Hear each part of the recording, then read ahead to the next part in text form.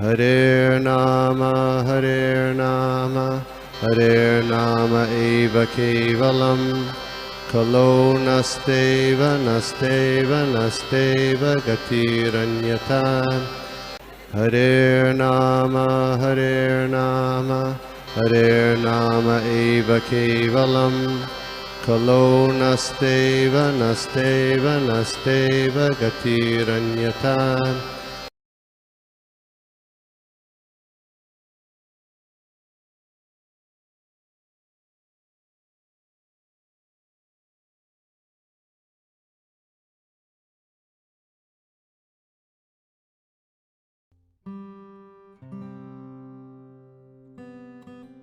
ओम अज्ञानतिमिरान्धस्य ज्ञानाञ्जनशलाकया चक्षुरुन्मीलितं येन तस्मै श्रीगुरुवे नमः।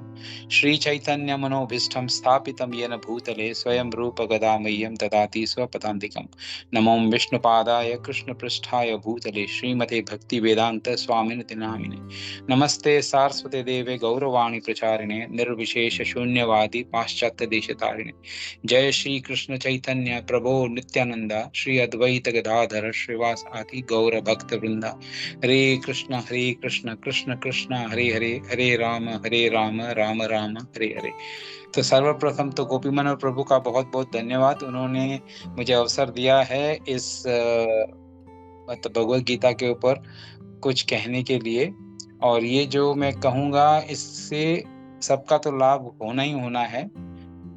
इसमें मेरा लाभ भी हो गया, क्योंकि जब मैं इसके बारे में जब श्लोका नंबर जो 5वां है भगवद गीता के 7वें अध्याय का 5वां श्लोक पढ़ रहा था, तो एक मतलब एक अद्भुत चीज मिली जो आप लोगों के साथ में मैं शेयर करूंगा। इट इज वेरी नाइस, इतनी सुंदरता से उसको समझाया गया उस बात को, यू रियली एंजॉय। और एक तरह से वो जो बोलते हैं ना कि दिमाग में जो है छप जाता है, दिमाग में बैठता है वो अलग बात है, बैठता है तो फिर उठ के चला भी जाता है, मगर दिमाग के ऊपर वो छप जाता है तो निकलता नहीं है वहां से फिर।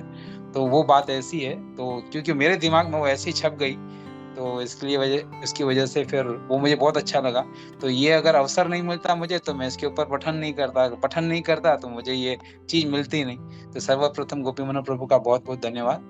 तो आज हम जो है श्रीमद् भगवद गीता के 7वें अध्याय का एक छोटा सा रिकैप भी ले लेंगे सब श्लोकों का।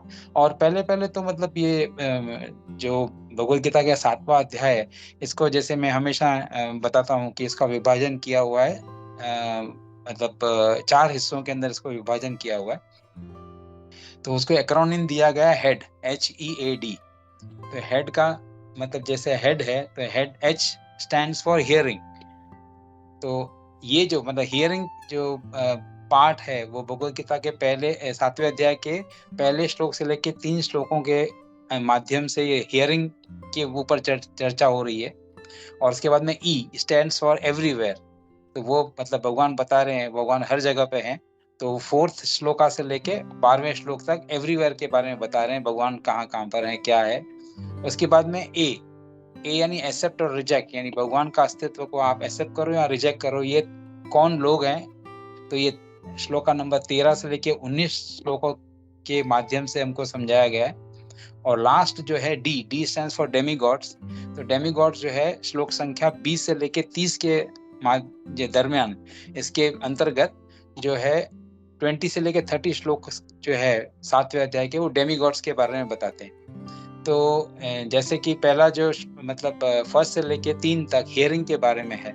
तो ये मतलब एक जनरल कॉन्सेप्ट ये रहता है कि कभी भी हम किसी भी डेस्टिनेशन, जैसे अभी सब लोग मतलब जो ग्रुप के अंदर में से काफी जन जो है यात्रा पे जाते हैं। तो कभी आप यात्रा पे आप जाते हो तो यात्रा पे जाने से पहले आप क्या करते हो? यात्रा पे जाने से पहले उस जगह का, जहाँ पर आप जाना चाहते हो, उसके बारे में आप अध्ययन करते हो, उसके बारे में पूछताछ करते हो, कहाँ पर रहेंगे, कहाँ पर प्रसाद मिलेंगे, कहाँ पर दर्शन करेंगे, कितना समय लगता है, कैसे जाएंगे। तो इसके ऊपर पूरा आप रिसर्च करते हो, ठीक है। और ये रिसर्च मतलब उसके लिए जितने भी जाने वाले हैं, जितने भी मतलब यात्रा में जाने वाले, वो उत्सुक होते हैं और उत्सुक होके हर एक अपनी अपनी बात को मतलब जो है मतलब जो शेयर करता है दूसरों के साथ में। वो शेयर किस लिए करता है? वो शेयर इसलिए करता है ताकि वो समझ सके, वो पूरी तरह से समझ सके कि जिस जगह पर हम जा रहे हैं उसका महत्व क्या है, और उसके अंदर अगर उसने कुछ सुना है तो वो अपना अभिप्राय देगा है अपने मतलब बातों के माध्यम से। तो ऐसे कर कर हम वो पूरी जो है उस जगह पर जहाँ पर हम जा रहे हैं, जिस यात्रा के ऊपर जा रहे हैं, तो उसके लिए पूरा हम जो है जोर शोर से तैयारी कर कर जाते हैं। तो ठीक उसी तरह अगर जब हम आध्यात्मिक पथ पर चलते हैं तो इसके लिए भी हम दिल से और दिमाग से, यानी अपने हेड और हार्ट दोनों से हम लोग जो है ना पूर्ण रूप से उसके अंदर जोड़ने चाहिए।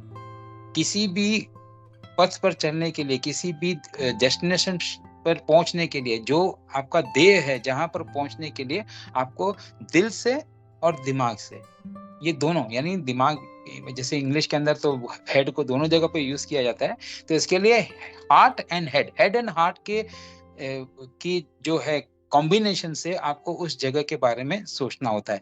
तो ठीक उसी तरह जैसे हमने यात्रा का एग्जांपल दिया, तो यात्रा पे जाने के लिए आपको दिल से और दिमाग से पूरी आप तैयारी करते हो, ठीक उसी तरह आध्यात्मिक प्रगति करनी है और आध्यात्मिक ध्येय हमारा है कि गोलोक वृंदावन में जाना है और भगवान की सेवा करना है, भगवान के शुद्ध भक्तों की सेवा करते करते भगवान की सेवा करना है।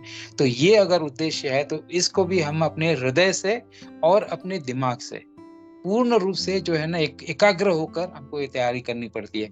तो इसके लिए यहाँ पर हेड एंड हार्ट जब भी आता है तो ये जो एक्रोनिम हेड दिया गया है यहाँ पर, जिसका मैंने आपको बताया, हेड यानी hearing, and then we know everywhere God is there everywhere, श्लोक संख्या 4 से लेके 12। एक्सेप्ट और रिजेक्ट, ऐसे कौन से लोग हैं जो भगवान के अस्तित्व को जो हामी भरते हैं और जो वो कहते हैं कि भगवान का अस्तित्व नहीं है। तो ये हमको श्लोक संख्या 13 से लेके 19 के माध्यम से हमको पता चलता है। और अंत के अंदर जो है डेमीगॉड्स, यानी 20 श्लोक संख्या 20 से लेके 30 जो है वो डेमीगॉड्स के बारे में, यानी देवी देवताओं के बारे में उसकी जानकारी मिलती है, ये 7वें अध्याय के अंदर से। तो हियरिंग, तो in this 7th chapter of Bhagavad Gita the nature of Krishna consciousness is fully described. भगवान का जो कृष्णा कॉन्शियसनेस के बारे में पूर्ण रूप से बताया गया है। तो पहले बताया गया Krishna is in full opulences. तो भगवान के जो हम जानते हैं कि भगवान के 6 ऐश्वर्य हैं, जैसे हम कैसे बता BSKRFR, जो हम ब्यूटी है, स्ट्रेंथ है, उसके बाद में नॉलेज है, BSKRS रिनंसिएशन, उसके बाद में F यानी फेम और R यानी रिचेस। तो ये BSKRFR जो हमारा एक्रोनिम है, जिसके माध्यम से हम समझ सकते हैं कि भगवान के 6 ऑपुलेंसेस है वो पूर्ण रूप से हैं, वो टोटलिटी में है। ये 6 के 6 ऑपुलेंसेस सबके अंदर भी होते हैं, पर उसकी जो मात्रा होती है वो क्षणिक होती है या एकदम अणु मात्रा में होती है, और वहां भगवान के अंदर वो टोटलिटी में है, यानी पूर्ण फेम उनके अंदर है, पूर्ण ब्यूटी उनके अंदर है। तो इस तरह से हमने भगवान के ऑपुलेंसेस को देखा। तो इसको और विस्तार से भगवान कैसे बताते हैं, तो ये 4 चीजें यहाँ, ये जो मतलब बातें ये 7वें अध्याय के अंदर मतलब दर्शाई गई हैं, और भगवान यहाँ पर स्वयं कहते हैं। तो ये बहुत इंपॉर्टेंट बात है। भगवान उवाच, भगवान कहते हैं नहीं, भगवान के मुख से निकला है। तो भगवान के मुख से निकली हुई बात है, जैसे हम बोलते हैं कि उससे और किसी का प्रमाण तो हमको चाहिए ही नहीं। तो इसके लिए भगवत गीता को ऐसा जो है ग्रंथ कहा गया है जो भगवान के मुख से निकला हुआ है। तो भगवान के मुख से निकला हुआ, तो ईच एंड एवरी शब्द भगवत गीता का जो है हमको ऐसे समझना चाहिए इसके परे कुछ नहीं है, यानी भगवान ने जो कहा इसके परे, इससे बाहर और कुछ नहीं है। तो everything is in totality from Lord Krishna. तो यहाँ पर इसी अध्याय के अंदर, जैसे मैंने पहले भी बताया कि यहाँ पे 4 प्रकार के लोग बताए गए हैं जो फॉर्चुनेट हैं, जो भगवान के बारे में जो है भगवान का अस्तित्व को एक्सेप्ट करते हैं, और 4 ऐसे लोग भी हैं जो भगवान के अस्तित्व को नकारते हैं। तो वो भी इसी अध्याय के अंदर बताया गया। तो भगवद गीता के जो पहले के जो 6 चैप्टर्स हैं उसके बारे में भी सनातन निताय प्रभु ने बहुत अच्छी तरह से लास्ट वीक समझाया था कि वो जो है मतलब non material thing, spirit soul है, has been described as non material and spirit soul के बारे में जो थोड़ी बहुत 2nd चैप्टर के अंदर बताया गया। तो at the end of the 6th chapter, जो 6ठे अध्याय के लास्ट श्लोक के अंदर जो बताया गया वो बहुत बहुत बहुत महत्वपूर्ण है। उसके अंदर लास्ट श्लोका के अंदर क्या बताया गया है, हमको पूर्ण रूप से जो हमारा कॉन्सेंट्रेशन है पूरा भगवान, अपना जो माइंड है वो माइंड को पूर्ण रूप से कॉन्सेंट्रेट करके भगवान के शब्दों के ऊपर जो ध्यान केंद्रित करना है, और भगवान वही सबसे बड़ा योग है। It is the highest form of all the yogas. तो अभी हम भगवान के ऊपर कॉन्सेंट्रेट कैसे करें?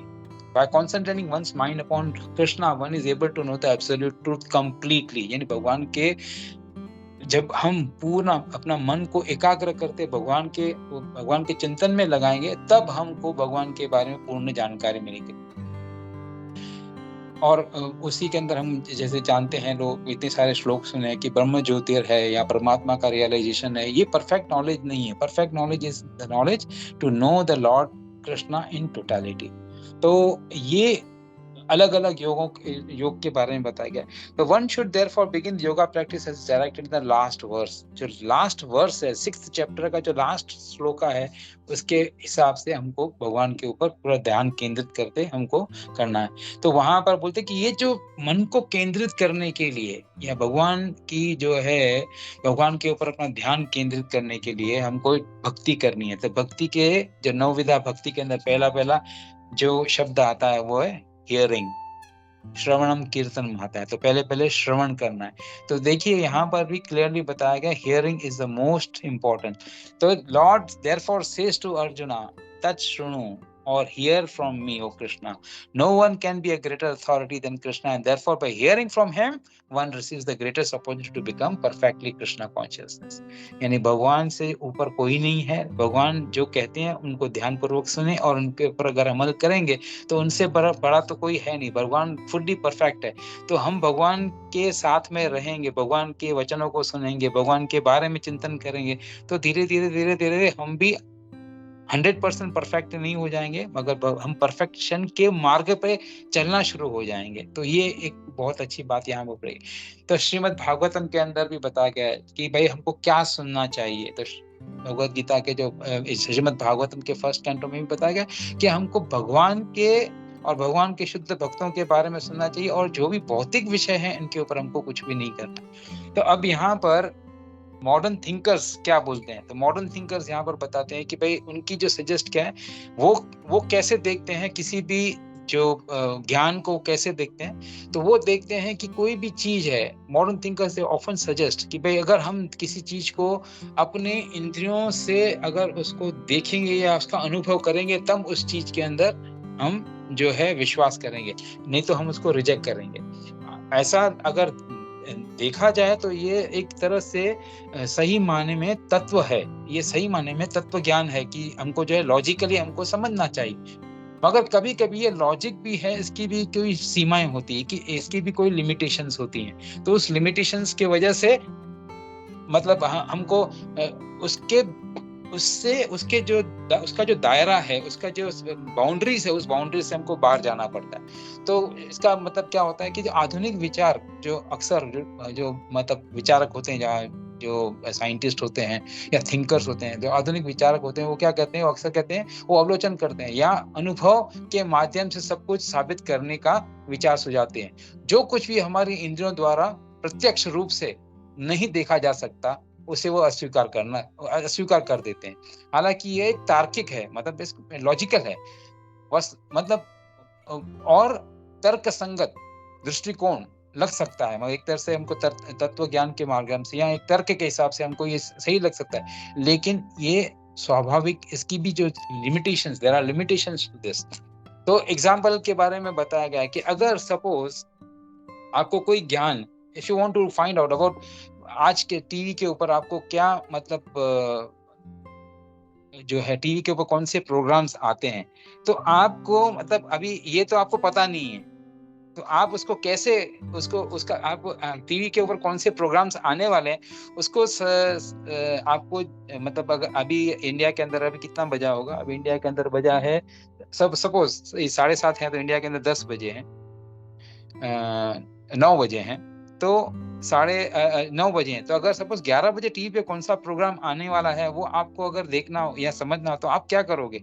आपको टीवी गाइड का जो है सहारा लेना पड़ेगा। जो टीवी गाइड जो बुक होती है या एक ब्रोशर होता है जिसके अंदर उसके अंदर प्रोग्राम्स कौन-कौन से आने वाले वो बताएँगे, या तो आपको गूगल के अंदर सर्च करना। यानी किसी न किसी चीज़ का, किसी न किसी का आपको सहारा लेना पड़ता है। तो ठीक, आप तो उसका अनुभव नहीं कर सकते, वो कहाँ से मिलेगा? यानी उसको अनुभव करने के लिए आपको किसी न किसी वस्तु के माध्यम से आपको ज्ञान प्राप्त करना पड़ता है। तो ठीक उसी तरह भगवान की भी बहुत सारी जो बातें हैं, जो हमारे इंद्रियों के माध्यम से हम उसको जो उसका अनुभव नहीं कर सकते, तो उसको अनुभव करने के लिए हमको जो शास्त्र, गुरु, साधु और शास्त्र का सहारा लेना पड़ता है। तो गुरु, साधु और शास्त्र, ठीक है? अभी शास्त्र में बहुत सारी चीज़ें हैं जो बताई गई हैं, मगर वो समझने के लिए हमको गुरु का जो है सहारा लेना पड़ता है। कि हमने बहुत सारे ऐसे उदाहरण भी देखे हैं कि जो जैसे मैं हमेशा बताता हूँ कि वो एक श्लोका है, जैसे कौन-सा है? केशवम पतितं दृष्ट्वा पांडवा हर्ष निर्भया रुदन्ति कौरव सर्वे, हा हा केशव केशव। वो श्लोक का मतलब क्या है? वो श्लोक उसको बोलते हैं, वो कूट श्लोक बोलते हैं उसको। वो श्लोक कूट क्यों श्लोक बोलते हैं? बोलते हैं उस श्लोक को अगर आप सही इसका जो है विश्लेषण नहीं करोगे, तो आप उसका अर्थ का अनर्थ कर दोगे। श्लोक कैसे है? तो केशवम पतितं दृष्ट्वा पांडवा हर्ष निर्भया रुदन्ति कौरव सर्वे, हा हा केशव केशव। यानी केशव पतितं दृष्ट्वा, केशव यानी भगवान श्री कृष्ण, पतितं गिर गए, केशव पतितं दृष्ट्वा देखकर पांडव हर्षित हो गए, पांडव खुश हो गए, रोने लगे कौरव, और वो छाती पीट के रोने लगे, हा हा केशव केशव। तो ये तो गलत है ना? कृष्ण अगर गिर भी जाते हैं, कृष्ण गिर जाते हैं, केशव गिर जाते हैं, तो पांडव तो सबसे ज्यादा दुख तो पांडव को होगा। तो यहाँ तो हमें पांडव हर्षित हो गए। तो ये कूट श्लोक है, क्योंकि इसका फिर अगर संधि विशेषण जो है विश्लेषण करेंगे, संधि विच्छेद करेंगे, तो कैसे होता है? के शव, के यानी के का मतलब होता है जल संस्कृत के अंदर, और शव यानी होता है मृत शरीर। तो मृत शरीर अगर पानी में गिर गया तो पांडव यानी मछलियों के झुंड को पांडव कहते हैं। तो पांडवा हर्ष निर्भया यानी मछलियां आनंदित हो गई, हर्षित हो गई, क्योंकि उनको खाना मिलेगा। रुदंती कौरव सर्वे, रोने लगे कौन? कौवे, कौवे रोने लगे, क्यों? कि उनका खाना चला गया पानी में। तो ये एक तरीका है, हमको गुरु के माध्यम से हमको ये ज्ञान मिल सकता है कि सही किससे कैसे समझना चाहिए। तो Krishna begins chapter by stressing the absolute necessity. ये जो 7वां अध्याय है, इसके ऊपर भगवान श्री कृष्ण जोर देते हैं किस चीज के ऊपर? कि आप जो है तत् सुनो, ध्यान पूर्वक सुनो, absolute necessity of hearing from spiritual sources to understand universal realities. This is known as descending path of knowledge. हम लोग जो है डिसेंडिंग पाथ मतलब क्या होगा? यानी हमको जो ज्ञान मिलता है वो किसके माध्यम से मिलना चाहिए? हमको डिसिप्लिक सक्सेशन में मिलना चाहिए। यानी हमारे गुरु को किससे मिला? उनके गुरु से। उनके गुरु को कहाँ मिला? उनके गुरु से। और ये सब गुरु किससे कनेक्टेड है? दे आर कनेक्टेड टू 4 संप्रदाय। तो 4 संप्रदाय से जुड़े हुए हैं। तो जो भी इसके बाहर हैं, वो ये कूट श्लोक वाले जैसे श्लोक हैं, आपको बता के आपको जो है विस्मित कर देंगे, भ्रमित कर देंगे। इसके लिए आपको वो नहीं सुनना है, आपको उनसे सुनना है जो इन चारों संप्रदाय से जुड़े हुए हैं। तो चलिए हम देखते हैं कि फर्स्ट श्लोका नंबर फर्स्ट के अंदर क्या है। Supreme personality of Godhead said, now hear O son of Pritha, how by practicing yoga in full consciousness of me with mind attached to me, you can know me in full free from doubt. तो यहाँ पर 5 instructions दिए हैं। मैं ये एकदम speed में कर रहा हूँ क्योंकि because I wanted to cover up till the 5th shloka, so we will just take the synopsis. जो भी पॉइंट्स, इंपॉर्टेंट पॉइंट्स है जो मैंने मतलब जो बना के रखी है, उसके ऊपर हम लोग ध्यान देंगे। तो इस श्लोक के अंदर जो फर्स्ट श्लोका है उसके अंदर 5 बातें बताई हैं। तो 5 बातें कौन सी हैं? Attach your mind to me. भगवान इंस्ट्रक्शंस दे रहे हैं। तो ये भगवान इंस्ट्रक्शंस किसको दे रहे हैं? भगवान इंस्ट्रक्शंस दे रहे हैं अर्जुन को। Attach your mind to me. और वहां पर भगवान ने, श्री कृष्ण ने इस श्लोक के अंदर भगवान ने अर्जुन को एड्रेस किया है पार्थ के नाम से। पार्थ यानी क्या? कौन हुआ? पार्थ का मतलब क्या हुआ? पृथा का बेटा। पृथा कौन है? पृथा यानी माता कुंती। तो कुंती का बेटा। तो कुंती का बेटा इसको क्यों एड्रेस किया है? तो इसके पीछे भी जो आचार्य इतनी अच्छी तरह से बताते हैं कि श्लोक संख्या श्रीमद् भागवतम के 1, 8, 41 एंड 42 के अंदर जो कुंती महारानी है, वह भगवान श्री कृष्ण से विनम्र निवेदन करती है कि जो आप मुझे शुद्ध भक्ति मतलब जो है पूर्ण रूप से प्रदान कीजिए। तो वो क्या कहती है कि जिस तरह गंगा गौमुख से निकलती है, गंगा जब गौमुख से निकलती है तो उसका उद्देश्य क्या होता है? उसका उद्देश्य होता है कि वह सबका भला करते-करते सीधे जाके गंगा सागर से मिले, यानी सागर में जाके वो मिलनी चाहिए। तो उसका उद्देश्य यही होता है कि रास्ते पे जो भी आए उसका भला तो करना ही करना है, मगर अंत में उसका उद्देश्य क्या है कि गंगा सागर में जाके मिलना है।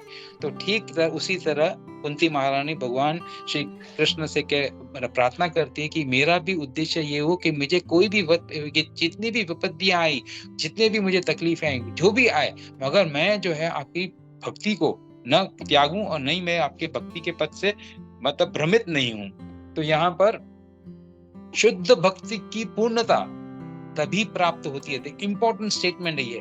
शुद्ध भक्ति की पूर्णता तभी प्राप्त हो सकती है जब सारी आसक्ति कृष्ण के प्रति हो, यानी भगवान के प्रति अपनी पूरी आसक्ति हो, तभी हमको जो हमारी शुद्ध भक्ति की पूर्णता का जो अनुभव हमको मिलता है। तो hence Krishna is addressing Arjuna as Partha. तो ये एक पॉइंट थी ये पहले वाले श्लोक में। दूसरी बात वो बताते हैं, by practicing yoga in full consciousness, जो आप जो है पूर्ण, उसमें शब्द आता है योगम युंजम, वो कहते हैं कि आप जो भी कार्य करते हो, यानी इन टोटालिटी आप जो भगवान को पत्रम पुष्पम फलम तोयम जो भी अर्पण करते हो, जो भी कार्य करते हो, उस कार्य के अंदर हर वक्त सबसे मोस्ट डिफिकल्ट थिंग ये है कि हमको उस समय हमेशा भगवान को याद करना चाहिए। और हम कहते हैं, जो भी कहने वाले कहते हैं, हम भी कहते हैं, मगर हम कोई भी कार्य करते हैं उस समय भगवान को याद नहीं रखते। हम बोलते हैं अरे मुझे ये कार्य करना, मुझे अभी ये खत्म करना है, ये करना। उस समय ये नहीं कहते कि भाई ये कार्य करने से जो मुझे लाभ मिलेगा वो भगवान के लिए है, ये मुझे भगवान को याद करते हुए कार्य करना है। ये हमसे हमेशा त्रुटि होती है, हमसे हमेशा मिस होता है। तो यहाँ पर भगवान वो कहते हैं कि by practicing yoga in full consciousness, पूर्ण रूप से आपको जो है भगवान को याद करते हुए आपको कोई भी कार्य करना है। और इसके लिए वापस वही बात, पहले वाली बात आती है जो कुंती महारानी वाली, शुद्ध भक्त की पूर्णता, शुद्ध भक्ति की पूर्णता तभी प्राप्त हो सकती है जब सारी आसक्ति हमारी भगवान श्री कृष्ण में लगी हो। और फिर तीसरा आता है टेक माय रिफ्यूज। तो यहाँ पर पहले उन्होंने कहा कि मन लगाओ, उसके बाद में कहते हैं कि योगा प्रैक्टिस करो। 2 पॉइंट्स हमने देखी कि पूरा योगा भी प्रैक्टिस करना, मन को भी लगाना है, मगर वो भी, ये दो जो है ना, ये आपको कभी भी भगवान के पास नहीं ले जा सकते। इसके साथ साथ में आपको भगवान के ऊपर पूर्ण रूप से आश्रित होना पड़ेगा, यानी आपको पूर्ण रूप से आपको भगवान के सानिध्य में रहना पड़ेगा, भगवान के शेल्टर में रहना पड़ेगा। तो वो that is the third instruction which Lord Krishna gives. उसके बाद में फोर्थ इंस्ट्रक्शंस देते हैं, नो मी विदाउट डाउटिंग।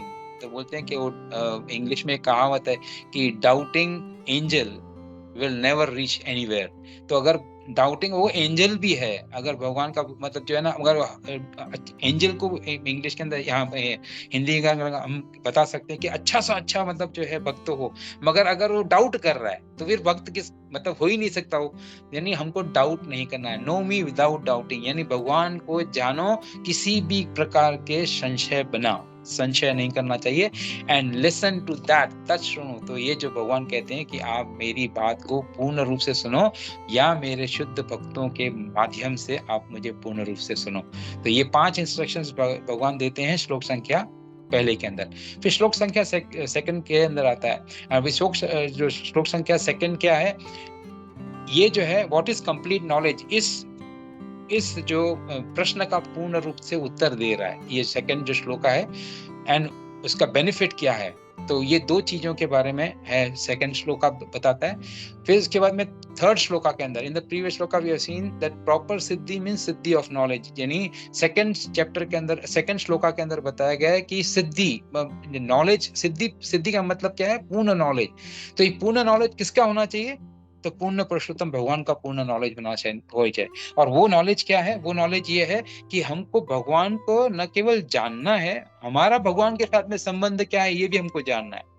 भगवान को जान लिया, मगर हमारा भगवान के साथ में क्या संबंध है, दैट इज मोर इम्पोर्टेंट।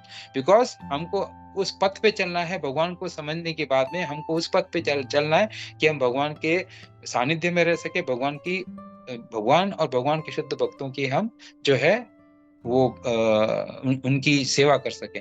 तो इसके अंदर फिर जो है भगवान श्री कृष्ण कहते हैं कि हजारों की तादाद में जो लोग हैं उसमें से कोई एक होगा जो ज्ञानी होगा, और उसके अंदर वो जो सिद्ध पुरुष होगा वो भी निर्विशेष ब्रह्म, उसको क्या नॉलेज ऑफ निर्विशेष ब्रह्म होगा। But to know Krishna is very rare. भगवान को जानना बहुत बहुत बहुत बहुत कठिन है, मगर उनको सिर्फ एक ही तरह से हम जान सकते हैं, वो है भक्ति के मार्ग से।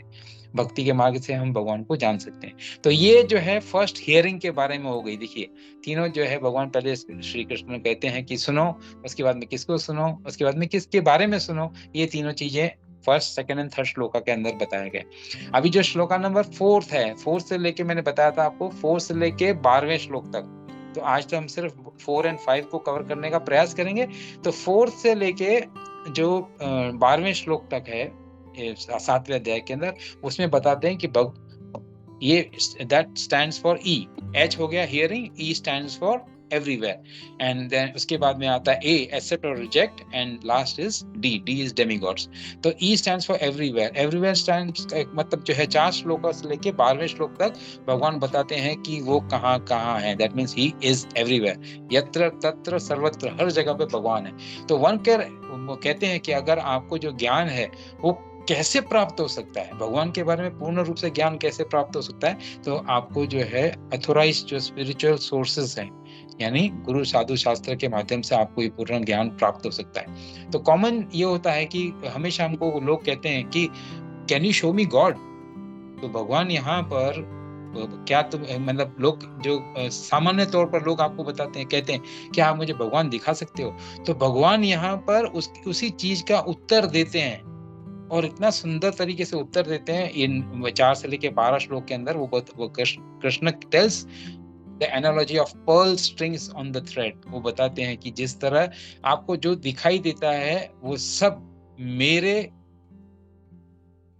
पे आश्रित है और उस हिसाब से चल रहा है। जो भी आपको दिखाई दे रहा है, जो भी चीज है, जो भी सुनाई देता है, जो भी एवरीथिंग जो भी है संसार के अंदर, वो उस तरह से मेरे ऊपर आश्रित है जिस तरह धागे के जो मणि हैं, जितने भी मणि हैं, जितने भी मोती हैं, वो एक धागे के ऊपर आश्रित हैं। वो धागा अगर नहीं रहा कर तो हार कैसे बनेगा, वो मणियों की माला कैसे बनेगी। तो वो धागा दिखाई नहीं देता मगर उसका अस्तित्व है।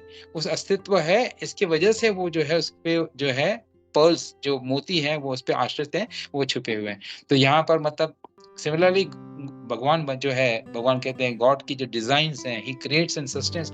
वो जो है गॉड का फुल फॉर्म क्या है, what is the full form for God?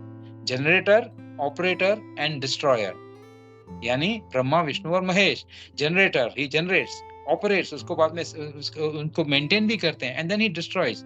तो ब्रह्मा विष्णु महेश तीनों आ गए इसके अंदर। तो भगवान यहाँ पर बता गॉड क्या है? तो God is he creates, he sustains and then he destroys। तो ये जो इसको इस तत्व को कोई समझ लेगा तो he can then understand, and उसके बाद में उसके अंदर इंक्विजिटिवनेस होगी, उसके वो उत्सुक होगा समझने के लिए भगवान को। तो फिर आगे भगवान यहाँ पर बताते हैं कि I am the taste of water, I am the light of the sun, I am the ability of man। In this way, through the eyes of knowledge one can learn to see God everywhere। इस तरह से हम जो ज्ञान के चक्षु के माध्यम से हम भगवान को हर जगह, हर चीज में, कण कण में, एटम के अंदर भी हम देख सकते हैं भगवान को। तो ये एवरीवेयर का जो है थोड़ा शॉर्ट के अंदर मतलब बातें हैं जो 4 से लेके 12 श्लोक के जो दरमियान इसके बारे में बताया गया है। तो अभी हम देखते हैं श्लोक नंबर 4 के अंदर क्या है। तो श्लोक 4 इज श्लोक translation. Earth, water, fire, air, ether, mind, intelligence and false egos, all together these 8 constitutes my separate material energies। तो ये मुझे कभी भी याद नहीं रहते थे। पहले तो ये जो 5 जो चीजें ना मुझे याद ही नहीं रहती थी कि भूमि, अपर, नल, वायु, ये मुझे याद नहीं रहते थे। तो मैंने क्या किया, इसका मैंने जो है ना एक एक्रोनिम बना दिया। दुबई के अंदर एक मॉल है, दुबई के अंदर मॉल है, उस मॉल का नाम है वाफी, WAFI। तो वाफी को अगर दूसरी, क्योंकि कोई नाउन है तो हम उसको दूसरी स्पेलिंग में भी कर सकते हैं, तो WAFEE वाफी। तो W stands for water, A stands for air, उसके बाद में F stands for fire, E stands for ether and E stands for earth. तो ये वाफी हो गया 5, और वाइफ का मैंने माइफ कर दिया, माइफ यानी उसके अंदर mind, intelligence and false ego. तो ये हो गए टोटल 8। तो ऐसे करके मैंने इसको याद किया।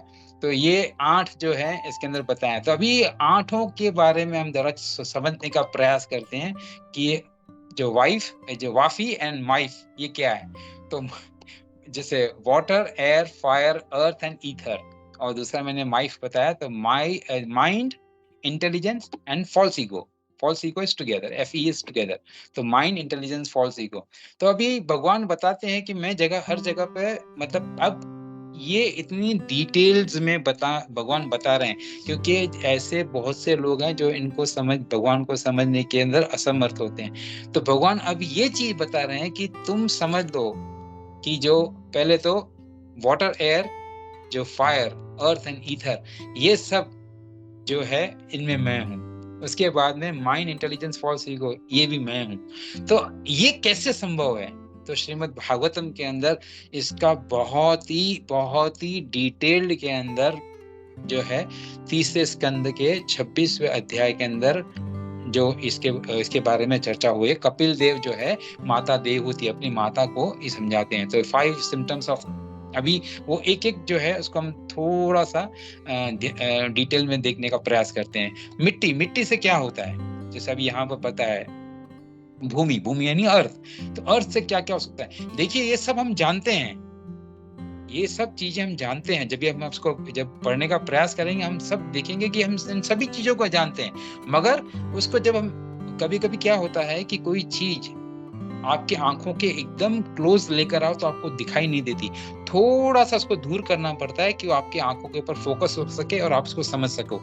तो ये चीजें हमारे आंखों के सामने हैं, मगर उसके बाद में भी हम उसको भगवान का स्वरूप या भगवान का अस्तित्व उसमें हम नहीं देख सकते। इसके लिए भगवत गीता के अंदर भगवान ने इसको बताया है, और श्रीमद् भागवतम के अंदर इसका विश्लेषण करके उसको ज्यादा जो है डिटेल्स में श्रील प्रभुपाद के तात्पर्यों से हमको ज्ञात होता है कि कैसे ये भूमि, मतलब भूमि के अंदर हम भगवान को कैसे मतलब देखें।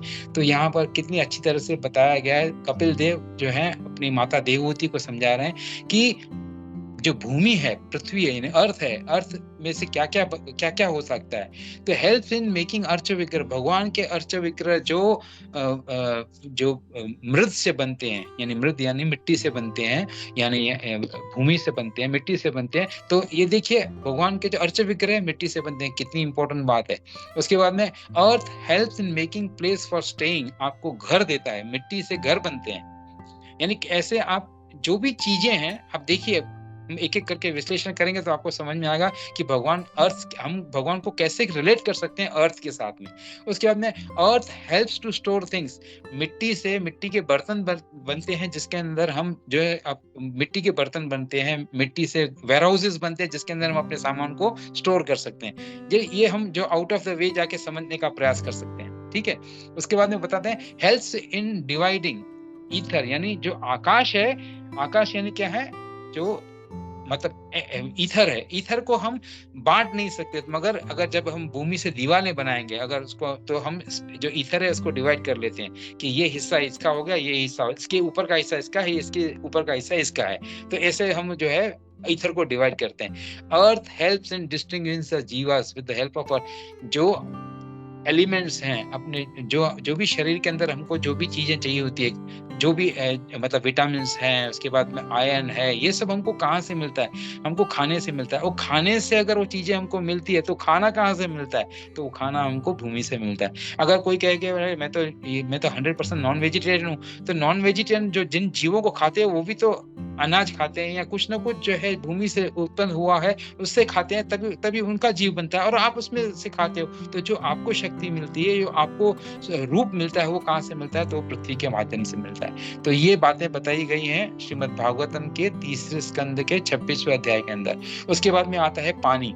तो पानी से क्या-क्या होता है? तो देखिए हम भी सब जानते हैं पानी पीने के लायक काम आता है। पानी से हम कोई चीज़ को मिट्टी मतलब किसी को गीला कर सकते हैं, किसी को हम न उसके अंदर नमी उत्पन्न कर सकते हैं, किसी चीज़ को हम मिक्स कर सकते हैं कि हमारी जो प्यास को बुझाता है, उसके बाद में हमारी लाइफ़ को जो सस्टेन करता है, किसी चीज़ को सॉफ्ट करना हो तो उसे पानी में डाल देते हैं, पानी डालते हैं तो सॉफ्ट हो जाता है। किसी उस अगर मतलब कि काफ़ी कोई चीज़ गर्म हो गई, इसको ठंडा करना हो तो उसके अंदर पानी डाल देते हैं। तो ये सब चीज़ हम जानते हैं, मगर उसके बाद भी हम जब वो कार्य करते हैं, तब हम भगवान को याद नहीं करते। हम उस उसके पानी के अंदर वो क्वालिटी नहीं देखते कि भाई ये क्वालिटी है भगवान की है। देखिए भगवान ने ये क्वालिटी की है कि हम ये गर्म चीज़ को कैसे ठंडा कर सकते हैं। किसी चीज़ दूध की मात्रा को बढ़ाना हो, तो हम उसमें पानी मिला देते हैं। तो कैसे दूध की मात्रा बढ़ जाती है। तो ये दूध और पानी दोनों जो है भगवान के दिए हुए हैं, तो कैसे मतलब उसकी मात्रा बढ़ जाती है। तो ये सब चीज़ें जो है ना, ये हमारी आँखों के इतने क्लोज़ हैं कि हम उनको उस दृष्टिकोण से देखते ही नहीं है कि ये भगवान की दी हुई चीज़ें। उसके बाद में फायर, तो फायर भी हम सब जानते हैं, फायर के माध्यम से रोशनी उत्पन्न होती है। उससे हम जो है खाना बना सकते हैं। हमारे पेट के अंदर जो है अग्नि है, जिसको जठर अग्नि बोलते हैं, जो हमारे खाने को पचाती है। ये हम अगर बहुत ज़्यादा सर्दी हो, तो हम अपने हाथों को जो है उसका घसन करते हैं, तो हमारे हाथों में जो है गर्मी गर्मी उत्पन्न होती है, वो फायर है। उसके बाद में जो कोई किसी चीज़ को अगर भाप बन के ऊपर उड़ाना है, तो अगर किसी चीज़ को कम करना है, तो अगर फायर के ऊपर रख दो, तो वो जब ये उबलती है, या तो पानी को हम उबालते हैं, तो धीरे-धीरे पानी की मात्रा कम हो जाती है।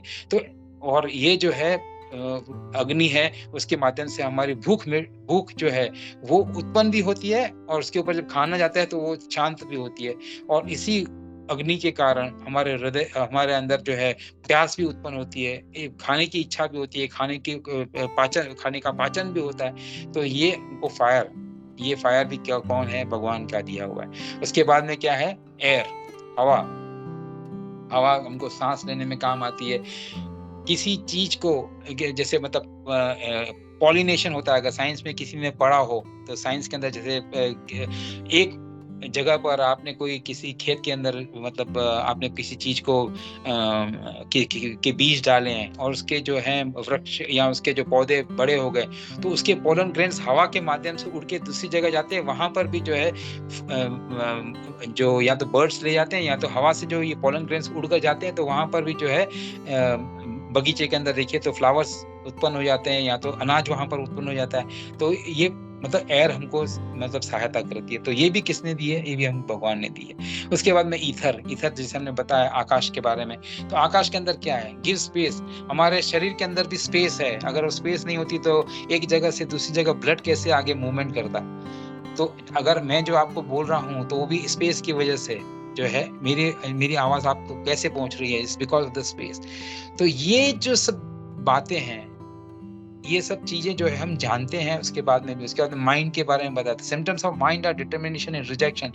मन हमको जो है क्या करता है? या तो हमको किसी चीज़ में सहायता करेगा कि हाँ, इसको मान लो, या तो इसको नकार दो। तो ये दोनों चीज़ें भी कौन देता है? तो ये जो अलग-अलग प्रकार की हमारी इच्छाएँ मन में पैदा होती हैं, और उन इच्छाओं को या हम फिर क्या करते हैं? अगर वो हमारी इंद्रियों को तृप्त करने के लिए किसी इच्छा होती है, तो हम बस फिर गुलाब जामुन और गोलगप्पे खाने चले जाते हैं। और कभी नहीं होती है, अगर हम बोलते हैं नहीं, ये बाहर का खाना हमको नहीं खाना है, तो हम उसको रिजेक्ट कर देते हैं। तो ये दोनों जो है क्वालिटीज़ भी भगवान की दिए हुए हैं। इंटेलिजेंस, भगवान ने हमको बुद्धि दी है, तो बुद्धि का क्या काम है? या तो डाउट क्रिएट करना है। अरे! मैं इसमें आग में हाथ डालूँगा तो हाथ जल जाएगा। तो ये डाउट क्रिएट करना। उसके बाद या तो अच्छा मतलब कोई चीज़ देखी है, तो कोई चीज़ को देखता है, जैसे ग्लास के अंदर पानी है, तो कोई आधा ग्लास है, तो कोई बोला आधा ग्लास खाली है। कोई ऐसे देखता है, कोई ऐसे भी देखता है, नहीं यार उसमें आधा ग्लास भरा हुआ है। तो पर्सपेक्टिव जो है, वो भी हमको इंटेलिजेंस के माध्यम से मिलता है। तो वो कैसे मिलता है? तो वो भी भगवान के माध्यम से। और उसके बाद में क्या आ रहा है? अभी यहाँ पर दूसरी बात आ रही है कि Hare Krishna, Hare Krishna, can you hear me? Yes जी, जी। प्रभु। सॉरी, यस, यस वो प्रभु एक्चुअली जी। यहाँ पे ग्लिच आया था, तो मैंने सोचा शायद डिस्कनेक्ट हो गया। तो अब फिर हम फॉल्स ईगो को देखते हैं। जब इसे लास्ट में आया था फॉल्स ईगो, तो false ego, what is false ego? To connect ourselves with the body. सबसे बड़े में बड़ा फॉल्स ईगो यही है कि हम अपने आप को शरीर के साथ में कनेक्ट करते हैं। तो ego is born from where? State of pure consciousness. हम प्योर थे, हम प्योर कॉन्शियसनेस में थे, मगर हमने जो हमको इंडिपेंडेंस दिया हुआ है, भगवान ने हमको जो थोड़ा-सा इंडिपेंडेंस जो हमको स्वतंत्रता दी है, उसका हमने दुरुपयोग किया और दुरुपयोग के कारण से हमारे हृदय के अंदर ये फ़ॉल्स ईगो उत्पन्न हुआ है और फ़ॉल्स ईगो क्या है कि अपने आप को बॉडी मानना, अपने आप को आत्मा नहीं मानना। तो ये हो गया 7.4।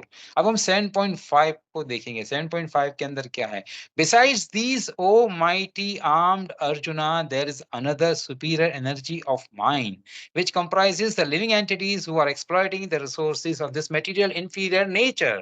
अभी यहाँ पर भगवान ने पहले बताया कि कौन-कौन सी चीज़ें हैं, तो भगवान ने पहले-पहले क्या बताया? इसके अंदर पहले-पहले जो 8 चीज़ें बताएँ हैं, भगवान ने बताया this is an inferior energy of mind. तो अपरा सो इनिशियल वर्ड्स क्या है श्लोक के अंदर? तो वो अपरा यम मतलब जो है अपरा मीन्स दिस इज़ अपरा। अपरा मीन्स इन्फीरियर, अपरा means inferior, one that is not superior. Obviously, which is inferior means one that is not superior. So Krishna is telling Arjuna जो ये 8 चीजें हैं, कौन-कौन सी चीजें? तो वाफी एंड माइफ यानी वाटर, एयर, फायर, अर्थ, ईथर और उसके बाद में माइंड, इंटेलिजेंस, फॉल्स ईगो। तो ये जो 8 चीजें हैं, ये मेरी इंफीरियर एनर्जीज हैं। तो ये सोचिए कि ये सब चीजों के बगैर हम चल नहीं सकते हैं और भगवान ये कहते हैं ये तो मेरी इंफीरियर एनर्जीज हैं। तो भगवान की जो अभी बाकी की जो सुपीरियर एनर्जी कौन-सी है, तो वो अभी हम देखते हैं। तो यहाँ पर जो मतलब शिला प्रभुपाद अपने लेक्चर्स में अंदर बताते हैं कि ये जो 8 इंफीरियर क्वालिटीज़ हैं, जो इंफीरियर एनर्जीज़ हैं, इन इंफीरियर एनर्जीज़ को एक्सप्लॉइट कौन कर रहा है? तो इन इंफीरियर एनर्जीज़ को भगवान की एक एनर्जी ऐसी है, जो उसको एक्सप्लॉइट कर रही है, वो है जीवात्मा यानी हम। जो ह्यूमन बीइंग्स हैं और जो ये तो हम कैसे इसको एक्सप्लॉइट कर रहे हैं? तो ये सब चीज़ें डेड मैटर्स हैं। इसके अंदर कोई मतलब जान नहीं है ये जो आठों की आठों चीज़ें। मगर ये भगवान की जो इन्फीरियर एनर्जीज़ हैं, इसको हम एक्सप्लॉइट कैसे करेंगे? और वो क्या जो एक्सप्लॉइट कर रहे हैं, जो साइंटिस्ट हैं या जो जो लोग हैं, कहते हैं कि चलो और वो उसको क्या समझते हैं कि भई ये इन्फीरियर एनर्जीज़ कैसे अपने आप काम कर रही हैं, अपने आप कोई काम थोड़ी करता है।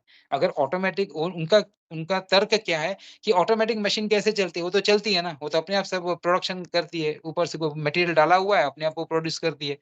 तो कहने का मतलब ऑटोमेटिक मशीन को चलाने के लिए भी आपको इलेक्ट्रिसिटी चाहिए, ऑटोमेटिक मशीन को ऑन करने के लिए और ऑफ करने के लिए कोई एक यूनिट चाहिए जहाँ पर वो बंद करेगा। अगर आप बोले कि एक मैंने एक ऑटोमेटिक स्विच लगा दिया तो ऑटोमेटिक स्विच के चलाने के लिए भी आपको जो इलेक्ट्रिसिटी चाहिए यानी किसी न किसी तरह से कि कहीं न कहीं आपको कोई न कोई ऐसा होगा जो इसको इस यंत्र को चला रहा है।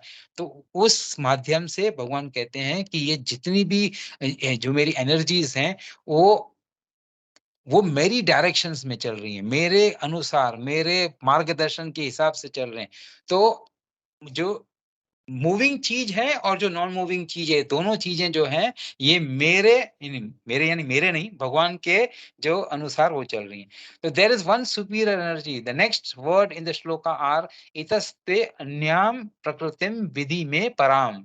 Meaning in addition to this apara energy, there is another para energy which you understand. अभी भगवान कह रहे हैं, कृष्ण जो है अर्जुन से क्या कह रहे हैं कि अब मैं आपको जो बात बता रहा हूँ, वो परा जो शक्ति है, एक ऐसी शक्ति है जो इनसे सुपीरियर है। तो वो Krishna is telling Arjuna that there is a conscious energy which is superior to this dead matter and that too is my energy. अभी यहाँ पर भगवान क्या कह रहे हैं कि एक ऐसी भी एनर्जी है जो कॉन्शियस है और इन डेड मैटर्स के अलावा वो एक ऐसी एनर्जी है, तो वो मेरी पराशक्ति है। तो अब हम इसको देखेंगे, ओनली श्री कृष्णा इज़ पुरुषा। यहाँ पर जो आता है whenever there is a discussion of prakriti, कभी भी कहीं पर भी शिला प्रभुपाद इतने लेक्चर्स के अंदर जो चर्चा करते हैं, तो कभी भी पुरुष के बारे में कहते हैं, तो बोलते हैं पुरुष सिर्फ एक है। पुरुष सिर्फ एक है, वो है भगवान श्री कृष्ण, बाकी सब जो है प्रकृति है, यानी बाकी सब जो है फीमेल्स हैं। तो एक इसके ऊपर वो एक डायलॉग आता है एक पिक्चर का एक जोक है जिसके अंदर बोलता है कि आप तो पुरुष नहीं हो, मतलब किसी को बोलता है आप तो पुरुष नहीं हो, तो सामने वाला बहुत नाराज़ हो जाता है, बोलता है, "अरे! तुमने मुझे मतलब क्या मैं पुरुष नहीं हूँ? बोलता है नहीं, आप पुरुष नहीं हो, आप तो महापुरुष हो। तो यहाँ पर वो बात नहीं आती, यहाँ पर जो महापुरुष और पुरुष भगवान है, महापुरुष भी भगवान ही है। तो भगवान पुरुष है, बाकी की जितनी भी है वो है प्रकृति है। प्रकृति, जॉब ऑफ प्रकृति, अभी प्रकृति का कार्य क्या है? प्रकृति का कार्य है पुरुष की सेवा करना, टू सर्व द पुरुषा। तो if we ignore Krishna and give importance to apara prakriti, अभी देखिए यहाँ पर बहुत इंपॉर्टेंट पॉइंट यहाँ पर बताते हैं आचार्यगण, कि बोलते कृष्ण को अगर हम इंपॉर्टेंस नहीं देते हुए, यानी हमने जो पहले की जो 8 है जो शक्तियाँ जी अपरा प्रकृति से जो थी, उसको हम इम्पोर्टेंस देते हैं, तो ये सबसे बड़ा अज्ञान है। Similarly if we give importance to para prakriti ignoring Krishna, that too is also an aparadh. कि अगर हम भगवान की पराशक्ति को भी इम्पोर्टेंस देते हैं, मगर भगवान को इम्पोर्टेंस नहीं देते हैं, तो ये भी जो है भगवान को इग्नोर करते हैं, तो वो भी सबसे बड़ा इग्नोरेंस है। तो अभी प्रकृति will enjoy if she serves, प्रकृति को आनंद कब मिलेगा? जब वो भगवान श्री कृष्ण की सेवा करेगी, without desiring to enjoy independently, यानी अपने आप। जो प्रकृति है, यानी प्रकृति कौन है? जितनी भी जीवात्माएं हैं वो प्रकृति हैं। तो वो प्रकृति तब आनंद का अनुभव करेगी जब वह भगवान की सेवा करेगी, और भगवान के आनंद के अंदर उसको आनंद मिलेगा, तब वो प्रकृति आनंदित हो सकती है। अगर वो प्रकृति अपने आनंद के लिए, अपनी इंद्रिय तृप्ति के लिए कार्य करेगी, तो वो कभी भी आनंदित नहीं हो सकती, और भगवान से अलग होकर, यानी भगवान से इंडिपेंडेंट होकर अगर वो इसको भोगने का प्रयास करेगी, तो प्रकृति कभी भी आनंदित नहीं हो सकती। और यही कारण है, तो भगवान यहाँ, तो श्रील प्रभुपाद हमेशा एक उदाहरण देते थे कि एक ड्राइवर है और एक शॉफर है, सॉरी शॉफर है और एक मतलब कार ओनर है। तो कार ओनर बहुत बढ़िया गाड़ी है, उसके पास मर्सिडीज गाड़ी है, उसके अंदर सब फैसिलिटीज है, छोटा सा फ्रिज है, पानी है, अंदर ठंडा पानी मिलता है उसको, अंदर एसी चल रही है, लेटेस्ट म्यूजिक चल रही है, अंदर अच्छे से भजन कीर्तन चल रहे हैं, मतलब सब अंदर फ्रिज के अंदर जूसेस पड़े हुए हैं, सब आनंद है। नीचे जो गाड़ी के अंदर से जो मैट होते हैं, वो मैट भी जो है मखमल के बिछे हुए हैं, जो सीट कवर्स हैं वो भी बहुत ही सॉफ्ट वाले हैं, ये सब आनंद है उसके अंदर। मगर अगर वो ड्राइवर जो है, ड्राइवर कभी इसका आनंद ले सकता है जब वो इंस्ट्रक्शंस अपने मालिक का सुनेगा। मालिक अगर उसको कहेगा कि इसको बोरीवली जाना है, और ड्राइवर उसको विरार लेकर जाएगा, तो फिर तो आधे रास्ते पे उसको जो नाला सुपारा में उसको जो है, जो ओनर उसको बोलेगा उतर जा यहाँ पर, जा बाढ़ वाले जो यहाँ पे बाढ़ आ गई, पानी के अंदर से तू अपने आप घर पहुँच जाना। तो ये जब तक वो ड्राइवर अगर जो जो ओनर की बात, कार के ओनर की बात नहीं सुनता, तो जब तक वो सुनता है तो वो आनंदित रहेगा। जब तक वो नहीं सुनता या उसके इंस्ट्रक्शंस के हिसाब से नहीं चलता, तो वो दुखी हो जाएगा। तो ठीक यहाँ पर भी ये बताया गया है कि जब तक अगर जो इवन जो प्रकृति है, परा प्रकृति भी है। तो अभी ये परा प्रकृति कौन है? तो हम अभी इसको देखेंगे कि नेक्स्ट वर्ड्स इन द श्लोक आर जीव भूताम महाबाहो। भगवान यहाँ पर कहते हैं मीनिंग ऑफ द जीवस आर पराशक्ति। जो जीव हैं वो पराशक्ति हैं। अभी इसका इसका एक इसमें थोड़ा ट्विस्ट है, वो ट्विस्ट एंड में देखेंगे। तो because they are qualitatively same as Parameshwar but quantitatively different and inferior. तो ये क्या है पराशक्ति? ये तो भगवान के जैसे ही है। ये भगवान की जो कॉन्शियसनेस वाली एनर्जी है, तो ये बहुत अच्छी शक्ति है। तो ये क्या है? तो ये इसकी एक परमेश्वर जो बना भगवान के जैसी है, जो भी क्वालिटीज़ भगवान के अंदर है, वो इस जीव के अंदर है।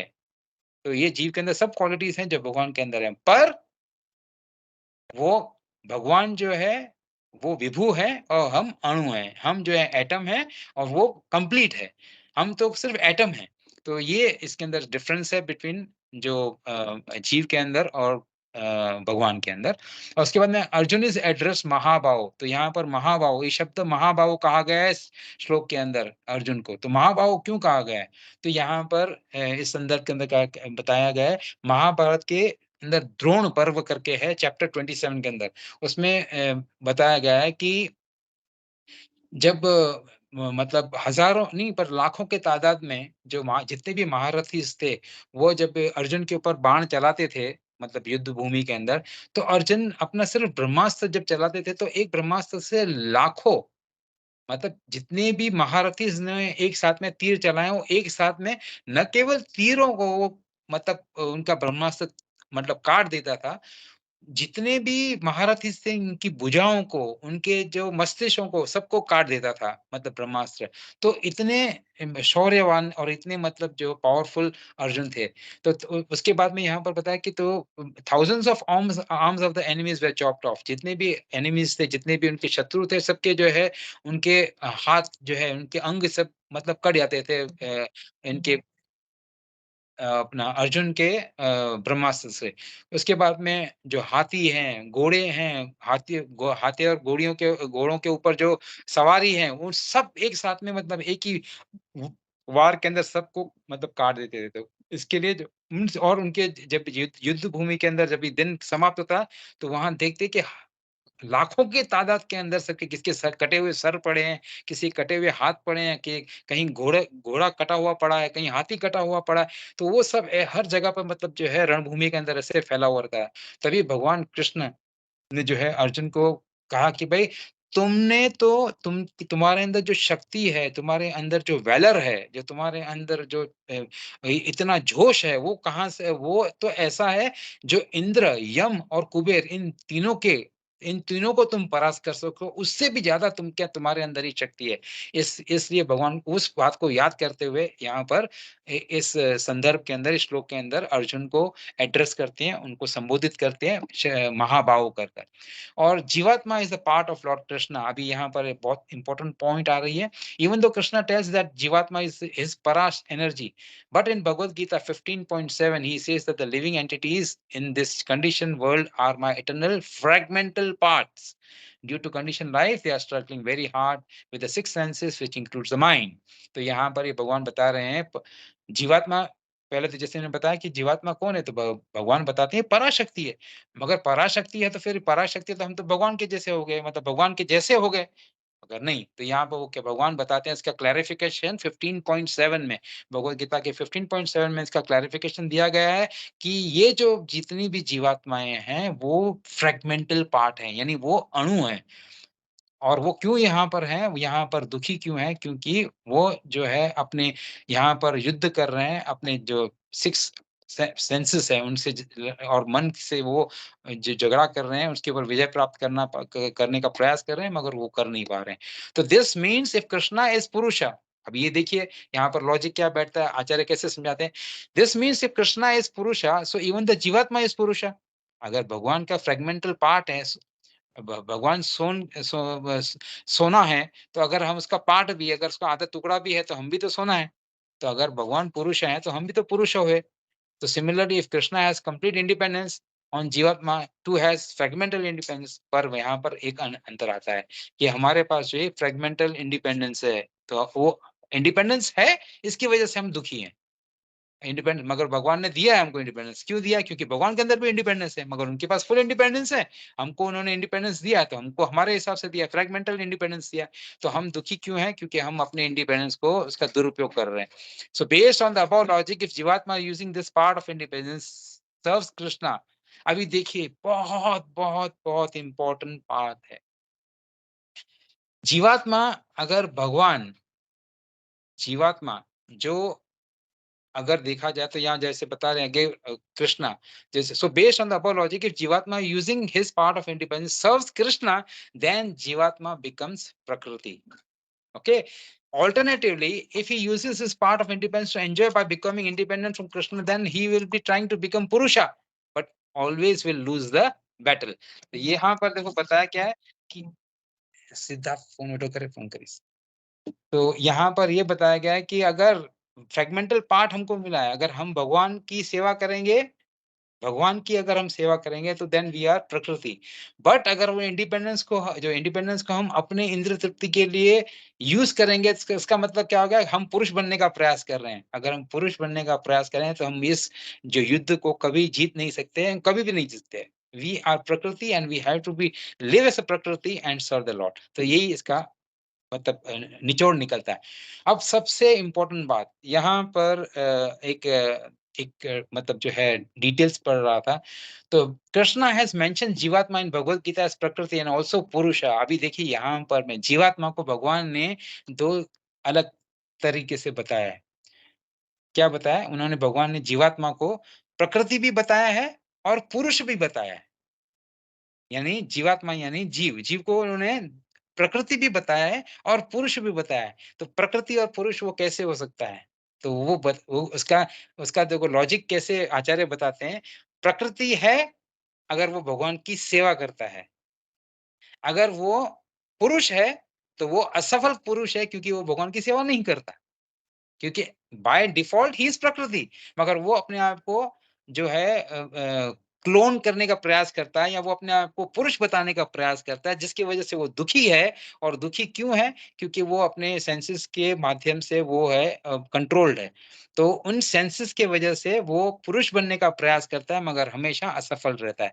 तो ये बात बहुत इंपॉर्टेंट है। और दूसरा, इसके अलावा नाउ लेट अस अंडरस्टैंड कि जीवात्मा प्रकृति और पुरुष कैसे है। तो ये चैतन्य चरितामृत के अंदर बताया गया है। चैतन्य चरितामृत के अंदर बताते हैं कि जब उनको सनातन गोस्वामी जी ने चैतन्य महाप्रभु से पूछा कि मैं कौन हूँ, हु एम आई, तो चैतन्य महाप्रभु ने मेंशन किया दैट जीवेर स्वरूप होय नित्य कृष्ण दास, जीवात्मा इज तटस्थ शक्ति ऑफ कृष्णा। तो ये बहुत इंपॉर्टेंट वर्ड है, तटस्थ। व्हाट इज मीनिंग ऑफ तटस्थ? कोई बता सकता है?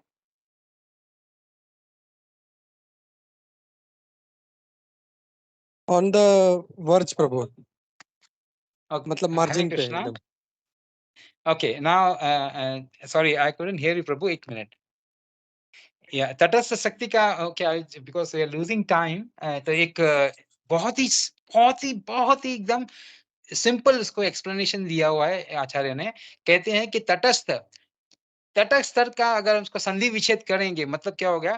तट स्थित, तट के ऊपर स्थित है। तो तट के ऊपर स्थित हो का मतलब क्या होगा? तो जो जीव है वो तट के ऊपर स्थित है। इसका मतलब क्या होगा? जीव के अंदर वो पोटेंशियल है, वो पोटेंशियल है कि he can become a pure prakriti, that he can serve the lord and he can go to the lord's dham, and he can be a purusha who is failed. मतलब वो फेल है। क्यों फेल है? क्योंकि वो फेल क्यों है? क्योंकि वो अपने जो इंद्रियों को मतलब उसके ऊपर विजय प्राप्त करना चाहता है और अपनी जो इंद्रियों की तृप्त करने के लिए पूरा प्रयास कर रहा है। तो तटस्थ का मतलब, तटस्थ शक्ति इनको मतलब जीव को क्यों कहा गया है? क्योंकि तट के ऊपर रहेगा, यानी तट के ऊपर रहेगा, यानी वो यानी पानी के बाहर है। पानी के बाहर है और तट के ऊपर है। तो पर तट के ऊपर 2 चीज़ें हो सकती है। या तो तट के ऊपर रहेगा तो वो गीला नहीं होगा यानी सूखा रहेगा, या तो वहाँ से जो अगर पानी की लहरें आती है वो आके इसको गीला कर देंगी। तो अगर तट पे रहेगा तो उसके पास दोनों अपॉर्च्युनिटीज़ हैं। He can go to Goloka Vrindavan or he can be in the material world. तो अगर वो तट के ऊपर है तो उसके पास दोनों अपॉर्चुनिटीज हैं। इसके लिए जीव को तटस्थ, तट के ऊपर स्थित है, यानी इफ ही उसकी चॉइस है, उसको इंडिपेंडेंस दिया हुआ है कि he can go to Goloka Vrindavan or he can go into the material world again if he wants to follow his senses. So with this I give this class an end. If anybody has some points they want to add they can do that. Please. Hare Krishna. Dandavat Prabhu. हरे कृष्णा प्रभु, धन्यवाद, प्रणाम प्रभु, thank you. बहुत अच्छा आपने 7 chapter को भी पूरा analyse करके इसका जो था कौन से श्लोक से कौन से श्लोक तक क्या है पूरा बहुत अच्छे से आपने समझाया प्रभु। And very nicely explain this today shlok also प्रभु। पूरा एक तो समराइज भी किया एंड आज का श्लोक भी एक्सप्लेन किया। तो थैंक यू वेरी मच प्रभु जी। हरे कृष्णा। किसी का कोई प्रश्न है या कोई कमेंट्स है तो लेते हैं। हरे कृष्णा। हरे कृष्ण प्रभु, धन्यवाद, प्रणाम। प्रभु थैंक यू सो मच, आपने बहुत अच्छी क्लास दी। एंड मेरे माइंड में एक बहुत टाइम से क्वेश्चन था कि आत्मा पुरुष है कि प्रकृति है, क्योंकि कुछ डिवोटीज की क्लास में मैंने सुना था कि भगवान क्योंकि पुरुष है तो आत्मा भी पुरुष है। बट मैंने और क्लासेस में ये भी सुना था कि आत्मा प्रकृति होती है। तो और कुछ डिवोटीज ने ये बोला था कि जैसे अगर हम सेकंड चैप्टर में देखते हैं तो हिंदी ट्रांसलेशन में ऐसे लिखा था कि आत्मा ऐसा करता है। तो मुझे कंफ्यूजन था बहुत टाइम से एंड अभी क्लियर हो गया एकदम कंप्लीटली कि आपने एक्सप्लेन किया कि वो पुरुष होगा तो फेल्ड पुरुष होगा बिकॉज वो किसी भी चीज को कंट्रोल नहीं कर सकता है और अगर वो कृष्णा को सबमिट कर देगी सोल तो फिर वो प्रकृति बन जाएगी और वो हमेशा खुश रहेगी आनंद में रहेगी। तो थैंक यू सो मच प्रभु। हरे कृष्णा। दंडवत प्रणाम। All glories to Srila Prabhupada.